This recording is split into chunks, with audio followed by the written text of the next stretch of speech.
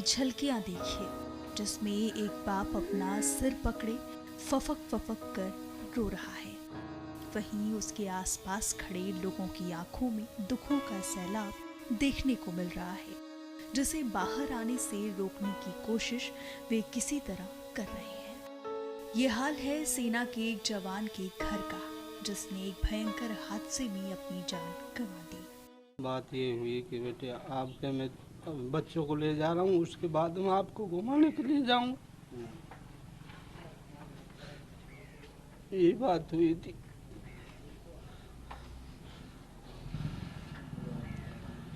तो परिवार में कुछ और बातें होती थी जब घर पे आता था, किस तरीके की आपकी बातें होती थी?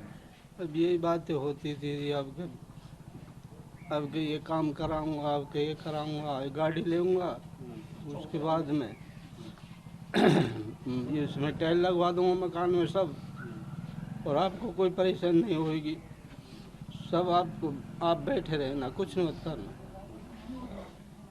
आपको कोई दिक्कत नहीं किसी बात की। आपको बता दें कि लद्दाख के लेह में शनिवार को एक बड़ा हादसा हो गया।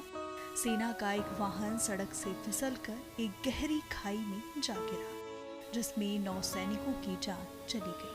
केवल एक सैनिक की ही जान बच पाई।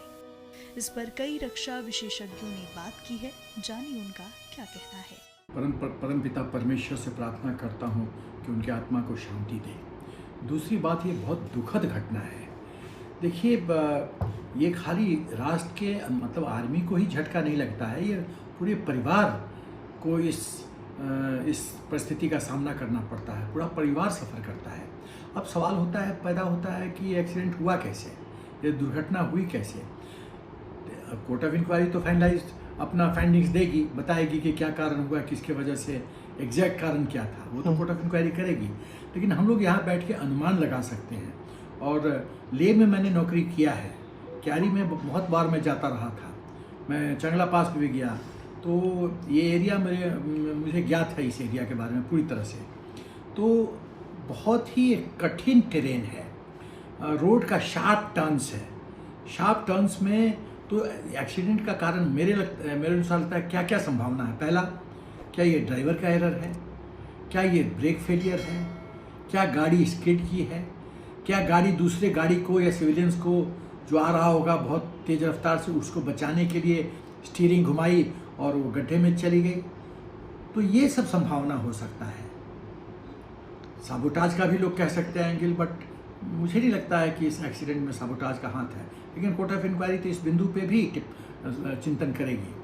तो ओवरऑल ये कहा जाए कि ये बहुत दुखद घटना है, और हमको अपना SOP स्टैंडिंग ऑपरेटिंग प्रोसीजर इस तरह से बनाना है कि कम से कम एक्सीडेंट हो। 100% तो एक्सीडेंट अवॉइड नहीं कर सकते आप। ये एक दुखद घटना है जिसे हमें बहुत ही दुख होता है, क्योंकि जो देश की जो ट्रेंड मैन पावर है ये इस प्रकार से चली गई और देश का नुकसान हुआ। लेकिन ये चीज़ समझ में आनी चाहिए कि इस लद्दाख और लेह के अंदर गलवान की लड़ाई के बाद ऑलमोस्ट 50 to 60,000 ट्रुप्स जो इंडियन आर्मी के हैं, अलग अलग आर्म्स के, ये डिप्लॉयड है, क्योंकि वो चाइना का थ्रेट वहाँ पर है। और इनकी डेली रेगुलर मूवमेंट चलती है, कोई छुट्टी जा रहा है, कोई टेम्परेरी ड्यूटी जा रहा है, कोई पेट्रोलिंग के लिए जा रहा है, कोई फायरिंग के लिए जा रहा है, एक्सरसाइज के लिए जा रहा है, यानी मूवमेंट ये करनी ही पड़ती है। ये सब ट्रेचरस एरिया है, यहाँ पे हाइट 9,000 फीट से लेकर 14, 15, 16,000 फीट होती है। रोड्स स्लिपरी हो जाते हैं, बर्फ़ पड़ जाता है, बारिश शुरू हो जाती है, क्लाउड्स नीचे आ जाते हैं। तो इससे जो ड्राइवर है उसको गाड़ी चलाने में दिक्कत आ सकती है। तो जब तक सवाल है कि ये इंसिडेंट्स क्यों हुआ, इसकी कोर्ट ऑफ इंक्वायरी तो हमेशा होगी ही।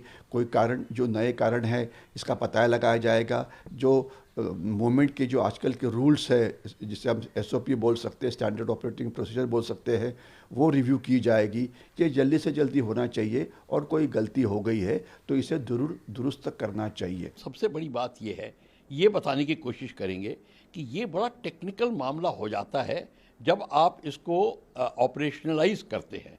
देखिए, ये बड़ी व्हीकल होती हैं, आर्टिलरी टो व्हीकल है, उसके अंदर 10 जवान हैं जो कि फाइटिंग क्रू होते हैं। उनकी ट्रेनिंग में सालों लगते हैं, ये 6-6 महीने की ट्रेनिंग नहीं होती, ये सालों लगते हैं।